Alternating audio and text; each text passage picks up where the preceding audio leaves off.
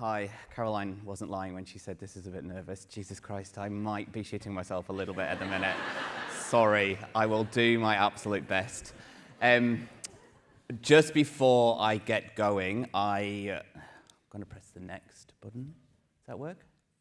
Yes. I do have some housekeeping rules for you all. One, Karen Thornley, no heckling, please.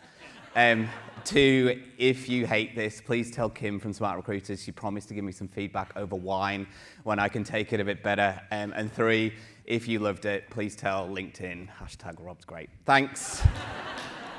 So, SmartRecruiters told me to be myself on stage. I thought, ooh, that's a bit dangerous. Should I really go for being myself? So I thought I would start with a quote from the Bible. This morning, I must admit, I did think, I should have probably started with something from Hiring for Success. And I'm not particularly religious, and if I'm honest, I pulled these slides together in about 4.3 seconds because that was all I had time for, and I can't really remember why we started with the quote from the Bible. It will make sense, I promise. In the beginning, God created the heavens and the earth. Now the earth was formless and void, and darkness was over the surface of the deep. And the Spirit of God was hovering over the surfaces of the waters. One thing I did notice about the Bible, and I will get to what we did, I promise. I was always told in school that you shouldn't start a sentence with "and," so whoever wrote the Bible, I think, needs a bit of grammar training. Tenuous link approaching. When I joined KPMG 2 years ago, the TA landscape was formless and void. And I can't tell you how dark my first 6 months at KPMG were. Ta-da! So I'm going to take you on a bit of a journey. 3 stages to this journey. There are a lot more, but I've only got half an hour, 25 minutes, 45 seconds, Agnes. There are 3 stages. The first stage I like to affectionately call pre-CP. CP is obviously stands for Claire Planensek. I'm not sure if she's in the crowd today, but when my world was formless and void and when it was very dark, everybody I spoke to said, you need to phone Claire Planensek. So that's what I did. In stage 1, we really didn't have any data to report on. It was really, really difficult. We did have over 2,000 open roles. I kept looking at them going, if we were to fill these, we would nearly add a third of the workforce into KPMG. It can't be right. Importantly, when I was having a conversation with the team, it was clear that they were lacking all purpose in their careers. They were absolutely exhausted by what they were facing into. And also, it was very obvious that the business had lost all trust in what we were trying to do. So we had to build a business case really, really quickly. And we decided to base that whole business case on the commercial waste that was happening at KPMG as a result of the formless and void landscape, and also the dark experience that everyone was witnessing. Again, the Bible, it works. Stage 2, we signed with SmartRecruiters in January 2022, and we welcomed Claire and Narelle to our project team, who are basically the Sharky and George of TA transformations. That will probably only make sense if you're from the UK and born in the 80s. It's a great show about a shark and a fish solving problems. And they solved a lot of our problems. Critical wins in this stage are really, really important.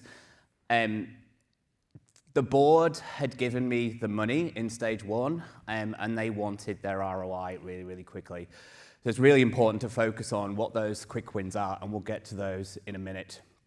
And stage 3 probably came a bit quicker for us than we'd hoped. Thanks to some of our colleagues in the room, there was a bit of a scandal that happened a couple of months ago. All of the spare money that we had was kind of pushed into something to help with public perceptions of what was happening in the market. Really important because you never know when the TA transformations might end. Ours did come to an abrupt stop. Building sustainable work practices is really important. We have a knowledge bank in our team site. I've never done a day's recruitment in my life, but if I read that knowledge bank, I think I could probably have a good stab at it. It's a bit worried that I'm in the head of TA role, but anyway, that's a whole nother imposter syndrome moment right now. Also focusing on data integrity as well. It's not everybody's cup of tea, so you need to find the people in your groups that really love data to keep you pushing forward. So, stage one, how did we get the money? So, this is the picture of Payne. It won't win any design awards. I'm a little bit embarrassed because I know Canva in the room. I'm really sorry. But you did steal half of my team, so now we're equal. It won't win any awards, but what it did do was connect to the hearts of the board. When I showed them this picture for the first time in their lives, they were like, I get it. This is really complicated, and this is why you can't get me someone in the door tomorrow with a laptop and a security pass. All of that blue was manual. Every time it touched ServiceNow spat out 15 separate manual emails. We hired thousands of people. It was absolutely chaos. And so, now those notes aren't following me. I'm sorry, I'm going to have to refer to my notes, bear with me. And so I pulled together the picture of Payne, and we overlaid some of our actual financial data. Oh, Drew, thank you. In July 2021, we made 431 hires. We simply took the average charge-out rate for an individual at KPMG. We times it by an assumed utilization for somebody working on clients, and then added in assumptions around availability to start. Put that over that and those days and those steps, we got a financial figure that was in the millions. And that was the piece of the puzzle that the board started to really look at and go, crikey, we're throwing a lot away every month. So then, once I had that picture of Payne, I made that phone call to Rich Lewis-Jones. I was in absolute agony with my new career at KPMG. It was very dark. I was very tired. I'd recently completed a global RFP with my good friend Sue Howes. Hi, Sue. At a buy now, pay later organization, so I knew that I wanted to talk to Rich. It was quite an unorthodox approach. I didn't have time to go through a global scan and look at all the tech in the market. I'd done it before. If you do follow that route, I would suggest speaking to your procurement team early, because it did get me in a bit of trouble. And it did take a few conversations to unwind. So anyway, I pick up the phone. Rich immediately sends me a copy of Hiring for Success. I've now got about 50 copies of Hiring for Success. If anybody wants a spare copy, my bookcase looks really, really sad. And he said to me, if you show me your EBITDA, I will show you something really sexy. Now, I've been on a few weird dates. And to be honest, I was desperate. And so I said to Rich, I'll show you my EBITs and I'll show you my DARs, but you better bring the sexy. And so that's what we did. We built what you can see here. And at the time, I'd never really heard of the Hiring Success Scorecard, but it was awesome to build together with the SmartRecruiter team. We took FY21 financial data. And for those who don't know what an EBITDA is, and I still don't really understand it, if I'm honest, it was things like total revenue, total payroll cost, attrition, total hires, TA budget, retention of high performers, all of that. And it spat out what you see here. On the left was the actual Hiring Success Scorecard for KPMG in 21. Then we overlaid the industry benchmark data to suggest what we could get to in FY22-23 if they gave me a bit of money. I think it did three things showing them this. I've been to the board a few times now, and it's quite off-putting because they're very busy and they're all on their laptops, and you're kind of trying to do your best to present like this and know when you're like, are they listening to me? Do I drop the F-bomb to see if they're listening? They closed their laptops and they were like really curious about what this was. I think it said to them, we are different, you can trust us, we're going to do this differently. It took them away from the pain of why can't you get me someone in the door quickly, and it also promised them a return of $3.8 million in year one, which was really important to them. And boy, did they remember that figure. In response for that, we promised this. We had a vision to deliver talent to the business faster, easier, and with purpose. This was also, I know it's really obvious, but a vision statement like that is really, really important for building a TA transformation. It helps the business understand where you're going. It gives them a bit of trust in what you're doing, but it also helps your team. There were a few people before us at KPMG who had tried and had failed to transform it for a variety of reasons, including stakeholder buy-in. But this was what we anchored the team to say, trust us, get on board with this, let's get going. So, stage 2, they've given me the money, and I'm now panicking. I phone Claire and Narelle, aka Shaki and George. Narelle's going to kill me later. Join us, and we get cracking. Now, I am going to start with, this is why I'm so nervous, I hope it works. It's not really working, so if you can get your phones out and take a picture of this. I'm keen to understand if you have transformed TA, where did you start? If you're keen to transform TA, where do you think you will start? And I'll give you a second to get that on the screen. And then we'll flick to the other piece. Drew, please. Huge shout out to Drew in the backstage as well. He's awesome. Or maybe not. Can we go to the next slide, Drew? Or I do it. Sorry. Sorry, Drew. Thank you. Pain points, understanding. Anything else? Did it work? Maybe it didn't. Gap analysis? Yes, it's going. Oh, and breathe. God.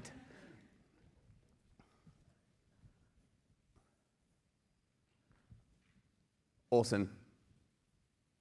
Thanks, Drew. I think we'll stop there. Data, obviously, is the big word of the day there, and I think it's really important that data drives every business decision you do, but also I think I saw process understanding and pain points, and that's kind of where we started as well. We spent a lot of time in discovery and planning, and it was necessary because it was formless and void, and it was dark. We needed to really understand things. The difficulty we had with this was when the board were pushing for ROI on those quick wins. We were very busy trying to get the detail. They didn't understand just how complicated it was to find the detail when you didn't have any. So we did listening sessions. These were open and honest forums with our team to get some elicit qualitative feedback. Pain point sessions with many a stakeholder, really, really important so that they get to feel heard and understood, but also gets you to focus in on the quick wins because you start to see the most relevant things coming forward. Data review, I don't know how the team did this, but they went through 3 years worth of data, which was, I'm sure, very painful. Scope, we were very clear on what our key deliverables were and when they would be delivered. We mapped the entire organization into a RACI so that we can keep them under wraps and kind of on the journey with us. Metrics and targets were defined, and I'll show you those in a second. And importantly, a baseline assessed from the review of that data so we knew our starting point and we knew where we could go to. And we used planning tools. It sounds really obvious. We used MS Project and MS Planner. I don't think they're obvious tools in TA. They are very obvious tools in a large-scale program transformation. I think using those tools, again, said to the business, these guys are different, they're going to do things differently, let's trust them. And then an operating model. So it was the regular heartbeat of what was happening. We had daily stand-ups, we had weekly meetings, we had monthly all-hands meetings, quarterly updates to the board. So measuring success, we were very clear on what that was and what that wasn't. We had 6 streams of work with 52 core deliverables, 4 key benefits, which you can see on the right-hand side there, and importantly, 20 reportable success measures. So these were things like cost to hire, content engagement, website posts, importantly, reduction in time spent in admin, which was colossal, reduction in the number of steps in our processes, and a reduction in the number of templates that we had. on to stage 3. So this is the final stage. It came a bit quicker than we thought, but how did we do? Now, bearing in mind, we went live with SmartRecruiters, oh my God, we went live with SmartRecruiters a year today. So we've been live for a whole year. I got a bit emotional then, that's weird. How did we do? Well, excuse me for swearing, but bloody fucking well. That's how we did. We promised them 3.8, but we said, you know what, take 18.5. And while you're at it, take another 650K and another 3 for quicker contingent. How about $1 million for simple automated requisitions? You had 5 ways to ask for a talent in the business. We don't know why you had 5 ways, but you now have got 1, and that's through SmartRecruiters. We reduced agency perm by quite a bit, and there's still some work to do there, but overall the picture was pretty positive, and it built a story that was very successful. We reduced our aged roles by 47%, which allowed us to get our roles down. Interestingly, now our roles are down. The AFR are knocking on our door saying, you're not hiring anymore because you used to have so many open roles and now you've got so few. PwC and Deloitte and EY are way ahead of you. And I'm like, oh my God, I can't win. It's because they were old and dirty. But you can't say that to the AFR. We had a 46% reduction in the time to hire. 44 questions in the application process were thrown out the door. That's a huge number of questions when you think about it. We used to ask everybody everything in order to just apply for us. It now takes you less than 2 minutes, and the impact that has had on our applications has been absolutely huge. And we've also won a few awards. Nobody's counting, but if you're interested, it's 9. And then the final point I'll make on this slide is around the green dot meetings.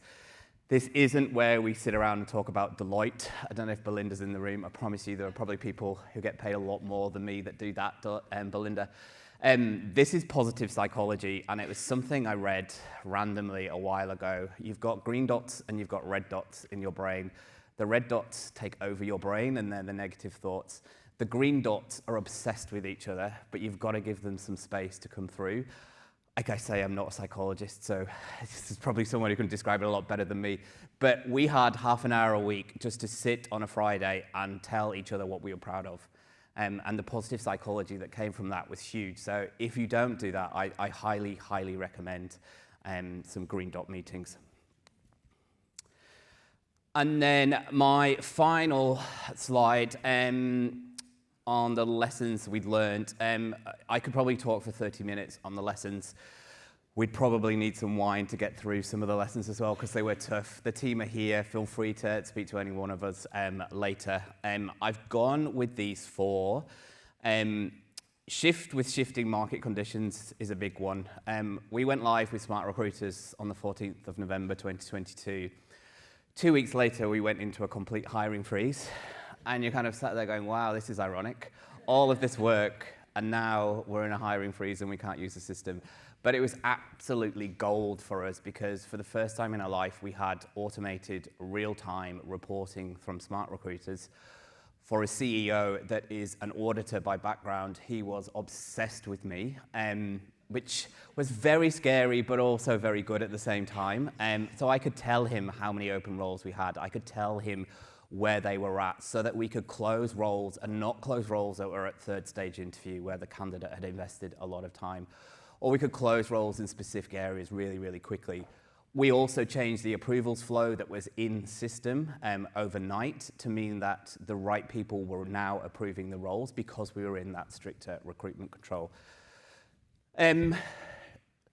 As I said, I think the project ended quicker than we'd hoped. I'm honestly not sure what we could have done about that, given what happened in the market, but I guess don't go through the transformation feeling like it'll be there forever, because it won't. So make sure that you're building those sustainable practices as you're going along.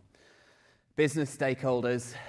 With this, I'd say surround yourself with a team that you can phone and have a really honest conversation before you need to go and have a conversation with a business stakeholder, because you will need to repeat. all of the information all of the time. So I used to phone Claire on the daily and she'd just let me get out some frustrations, and then we'd go into another call and I'd be very professional. But it's very important to have those people around you, but also repeat that message and repeat it again and again. Integrations, we had 19. We were the first cloud-based piece of technology that we put into the system at KPMG. So it was very complicated. I'd heard Rebecca before talk about open APIs.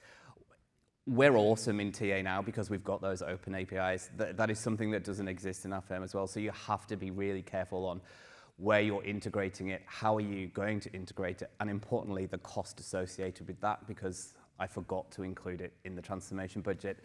The IT team came knocking with a rather large bill, and I was like, ooh, this is interesting. So it will take time, and it will take cost. And then finally, the reporting. Take time with the reporting, I'd say. I think I was just hungry for any report and any old data because we didn't have any. And what happened was I got so much data that I kind of was back where I started and not being able to see what was actually happening. We're now in a position where we've got some really schmick dashboards that help us on the daily. Take the time to understand what kind of metrics you're wanting to look for and what your business stakeholders are really honing in on, and build around that. And I'm a couple of minutes early. Oh, it's finished. Any questions?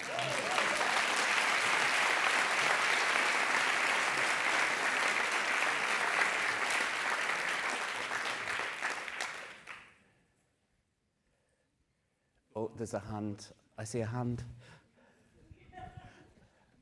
There's...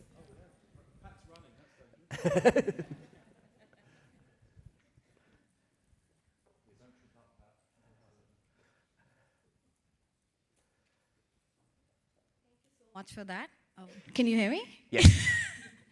Okay, my name's Tivia, and I'm from RIS, Renewable Energy Company, and I'm on a similar journey.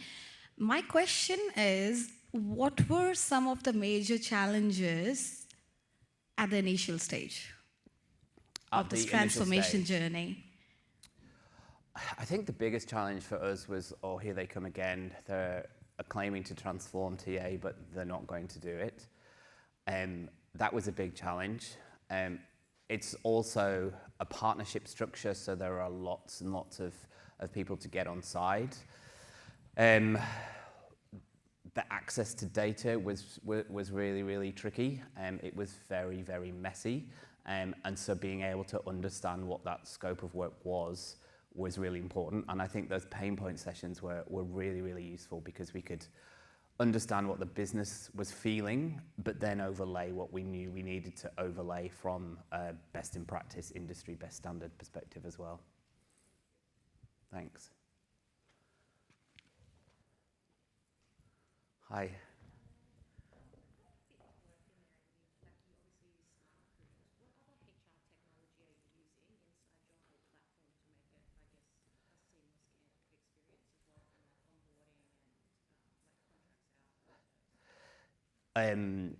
We need more. In the TA space, we use Rejig and we use SmartRecruiters. Obviously, Fit to Work is now integrated into SmartRecruiters, so you can see the results on the candidate page, which is awesome. We feed off into a very old version of SAP at the minute, which is where the clunkiness still exists in the structure that we need to kind of work through. So we're implementing success factors this year, which will change a lot of that.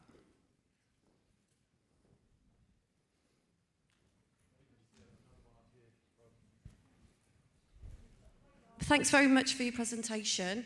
I'm Juliet from Ampol, and we are also going through a very similar journey. I was just interested to understand how the leader adoption side of things was when you implemented SmartRecruiters.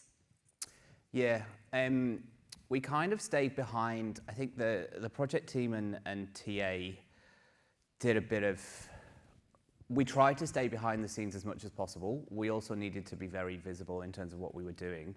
When I say we stayed behind the scenes, we would pick people-focused people in the business we'd speak to them, we'd give them some handouts, we'd say, this is what's coming in the next couple of months, this is the impact it's going to have on your business, and this is the change that we need from your business stakeholders. And then they took the message into the business.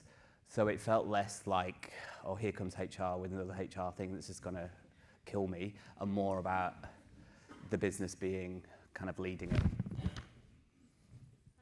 Pleasure. Oh, God. Down. Sorry.